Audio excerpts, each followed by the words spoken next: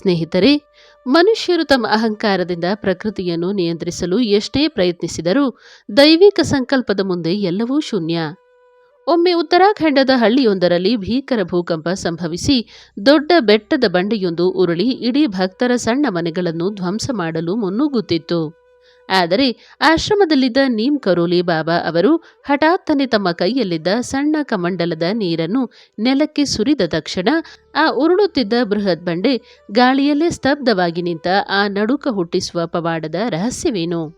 ಅಷ್ಟೇ ಅಲ್ಲ, ತನ್ನ ಮಗನಿಗೆ ತೀವ್ರವಾದ ಮಿದುಳಿನ ಶಸ್ತ್ರಚಿಕಿತ್ಸೆ ಆಗಬೇಕಾಗಿ ಬಂದು ವೈದ್ಯರು ಇನ್ನು ಇವನು ಬದುಕುವುದು ಕೇವಲ 10% ಮಾತ್ರ ಸಾಧ್ಯ ಎಂದು ಕೈಚೆಲ್ಲಿದಾಗ ಆಶ್ರಮದಲ್ಲಿದ್ದ ಬಾಬಾ ಅವರು ಬರೀ ಒಣಗಿದ ಬಿಲ್ವಪತ್ರೆಯ ಎಲೆಯನ್ನು ನೀಡಿದ ತಕ್ಷಣ 100 ಮೈಲಿ ದೂರದಲ್ಲಿದ್ದ ಮಗುವಿನ ಕಾಯಿಲೆ ಶಸ್ತ್ರಚಿಕಿತ್ಸೆಯ ಅಗತ್ಯವೇ ಇಲ್ಲದಂತೆ ಮಾಯವಾದ ಆ ನಂಬಲಾಗದ ಪವಾಡದ ಕಥೆ ನಿಮಗೆ ಗೊತ್ತೇ?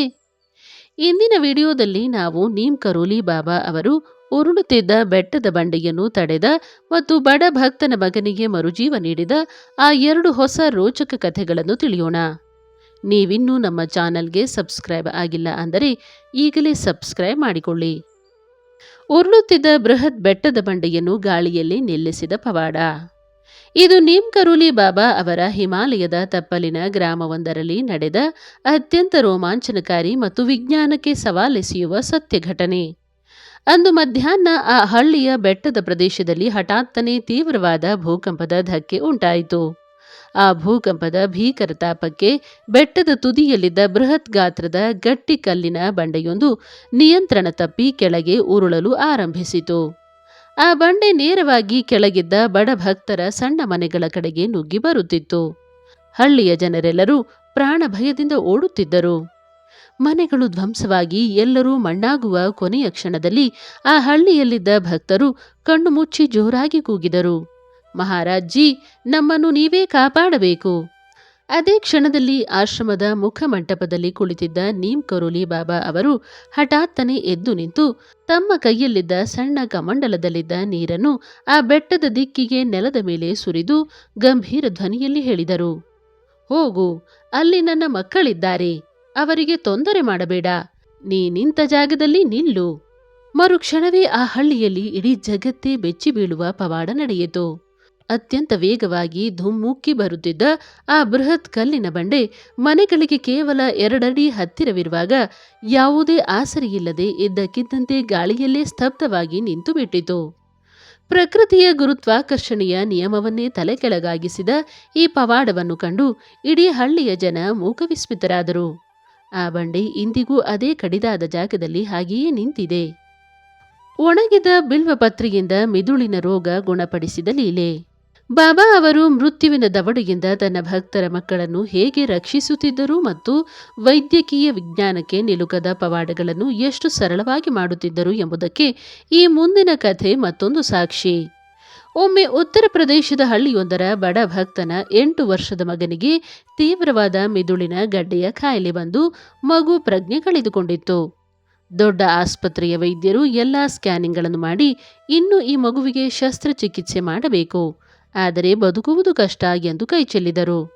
ತಂದೆ ತಾಯಿ ಮಗುವನ್ನು ಹಿಡಿದು ಕಣ್ಣೀರು ಹಾಕುತ್ತಾ ಮೈಲಿಗಟ್ಟಲೆ ದೂರದಲ್ಲಿದ್ದ ಬಾಬಾರನ್ನು ಮನಸ್ಸಿನಲ್ಲಿ ನೆನೆದು ಅಳುತ್ತಿದ್ದರು. ಅದೇ ಸಮಯದಲ್ಲಿ ಕೈಂಜಿ ಧಾಮ್ ಆಶ್ರಮದಲ್ಲಿ ಕುಳಿತಿದ್ದ ನೀಮ್ ಕರೋಲಿ ಬಾಬಾ ಅವರು ಹಠಾತ್ತನೆ ತಮ್ಮ ಮಂಚದಿಂದ ಎದ್ದು ಪಕ್ಕದಲ್ಲಿದ್ದ ಶಿವನ ದೇವಸ್ಥಾನದ ಹತ್ತಿರ ಹೋದರು. ಅವರು ಅಲ್ಲಿ ಶಿವನ ಪೀಠದ ಮೇಲಿದ್ದ ಒಂದು ಸಣ್ಣ ಒಣಗಿದ ಬಿಲ್ವಪತ್ರೆಯ ಎಲೆಯನ್ನು ತೆಗೆದುಕೊಂಡು ಅದನ್ನು ಆಸ್ಪತ್ರೆಯ ದಿಕ್ಕಿಗೆ ಬೀಸಿ ಹೇಳಿದರು, ಹೋಗು, ಈ ಎಲೆಯಲ್ಲಿ ಮಹಾದೇವನ ಸಂಜೀವಿನಿ ಶಕ್ತಿ ಇದೆ, ನಿನ್ನ ಕಾಯಿಲೆಯೆಲ್ಲ ಮುಗಿದು ಹೋಯಿತು, ಶಸ್ತ್ರಚಿಕಿತ್ಸೆಯ ಅಗತ್ಯವಿಲ್ಲ.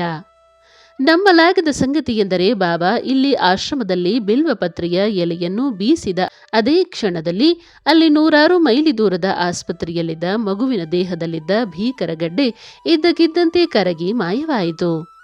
ಮಗು ತಕ್ಷಣವೇ ಕಣ್ಣು ಬಿಟ್ಟು ತಾನಾಗಿಯೇ ಎದ್ದು ಕುಳಿತು ಅಮ್ಮ ಎಂದು ಕರೆದಾಗ ವೈದ್ಯರು ಮತ್ತೊಮ್ಮೆ ಸ್ಕ್ಯಾನ್ ಮಾಡಿ ಬೆಚ್ಚಿಬಿದ್ದರು. ಅಲ್ಲಿ ಯಾವುದೇ ಕಾಯಿಲೆಯ ಗುರುತು ಇರಲಿಲ್ಲ. ವೈದ್ಯಕೀಯ ವಿಜ್ಞಾನಕ್ಕೆ ನಿಲುಕದ ಈ ದೈವಿಕ ಲೀಲೆ ಇಂದಿಗೂ ಬಾಬಾರ ಕೃಪೆಗೆ ಅತ್ಯುತ್ತಮ ಉದಾಹರಣೆಯಾಗಿದೆ. ಸ್ನೇಹಿತರೆ, ನೀಮ್ ಕರೋಲಿ ಬಾಬಾ ಅವರ ಈ ಕಥೆಗಳು ನಮಗೆ ಕಲಿಸುವುದು ಒಂದೇ, ನಿಜವಾದ ಭಕ್ತಿ ನಮ್ಮಲ್ಲಿದ್ದರೆ ಪ್ರಕೃತಿಯ ಭೀಕರ ಆಪತ್ತಿರಲಿ ಅಥವಾ ವೈದ್ಯರು ಕೈಚೆಲ್ಲಿದ ರೋಗವಿರಲಿ, ಆ ದೈವಿಕ ಶಕ್ತಿ ನಮಗಾಗಿ ಬ್ರಹ್ಮಾಂಡದ ನಿಯಮವನ್ನೇ ಬದಲಾಯಿಸಿ ಬಂದು ರಕ್ಷಿಸುತ್ತದೆ. ಬಾಬಾರ ಕೃಪೆ ಇಂದಿಗೂ ಅವರ ಭಕ್ತರ ಜೀವನದಲ್ಲಿ ದೊಡ್ಡ ಬೆಳಕಾಗಿ ಪ್ರಕಾಶಿಸುತ್ತಿದೆ. ಈ ವಿಡಿಯೋ ಇಷ್ಟವಾಗಿದ್ದರೆ ದಯವಿಟ್ಟು ಒಂದು ಲೈಕ್ ಮಾಡಿ ಮತ್ತು ನಿಮ್ಮ ಸ್ನೇಹಿತರಲ್ಲಿ ಹಂಚಿಕೊಳ್ಳಿ.